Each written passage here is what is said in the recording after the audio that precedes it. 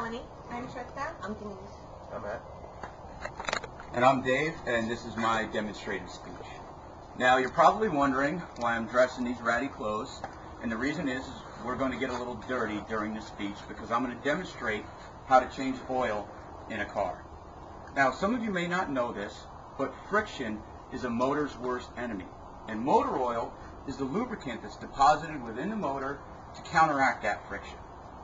Now, the question that comes up time and time again is, if there's already oil in the motor, why do we have to change it? Well, the oil, when running through the engine cycle, picks up debris and dirt, and the debris and dirt can be deposited in sensitive areas of the motor. And that is why it is extremely important to change your oil. Now, what I have here is I have two examples of dirty motor oil and clean motor oil. You can see the color of the dirty motor oil and the color of the clean motor oil in this clear jug. Now, the first step in doing an oil change is elevating the car. You're going to use a hydraulic jack, and if you look under here, it's that yellow jack right there, to jack the car up, and you're going to place jack stands on either side underneath the frame. Now, every car is different, so you're going to want to refer to your Haynes Auto Repair Manual, and it'll tell you exactly where to place the jack stands for safety purposes. Now, once the car is jacked up, you're going to remove the oil cap from the top of the motor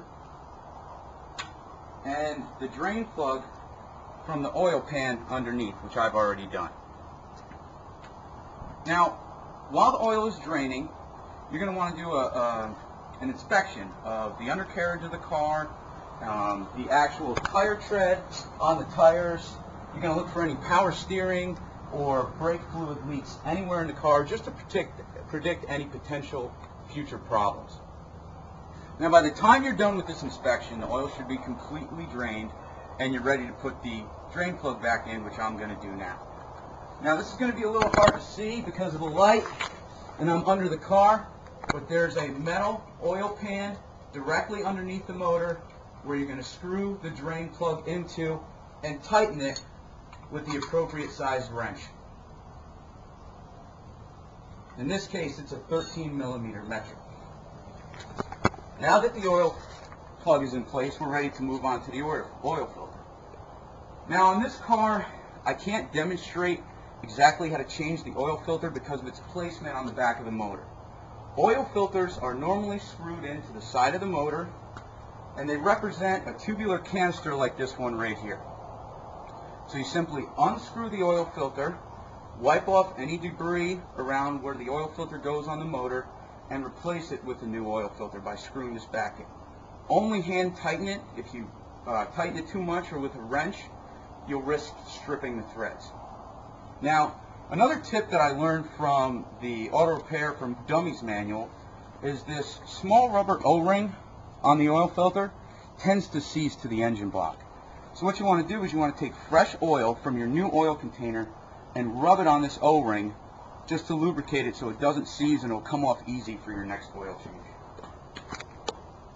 Now that the drain plug and the oil filter are in, we're ready to fill the car with oil.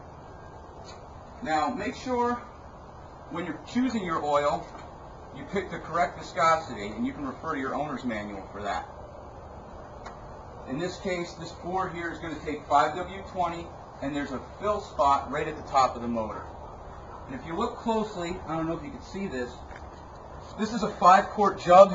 This car only takes 4.5 quarts. But there's little marks on the side through this transparent slit here that you can measure how many quarts you pour into the motor. Now, I've already removed the 1/2 quart from this jug, so this will pour in smooth.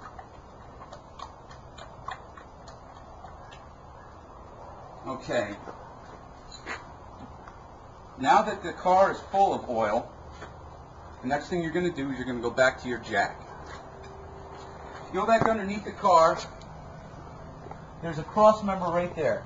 Place the jack back underneath the cross member. You're going to jack it up just enough to pull the front end of the car off of the jack stands. Remove the jack stands, slowly lower the vehicle to the ground, and replace the oil cap on top of the motor. You're almost ready to go. But what I'm going to suggest that you do is once the vehicle is on the ground, start it up and let it run for a second. Let the oil circulate through the motor, and then shut the car off.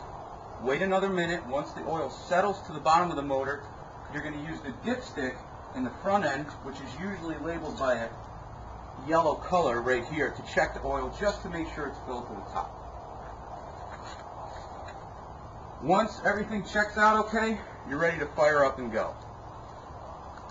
Now before speeding off, please double check for leaks.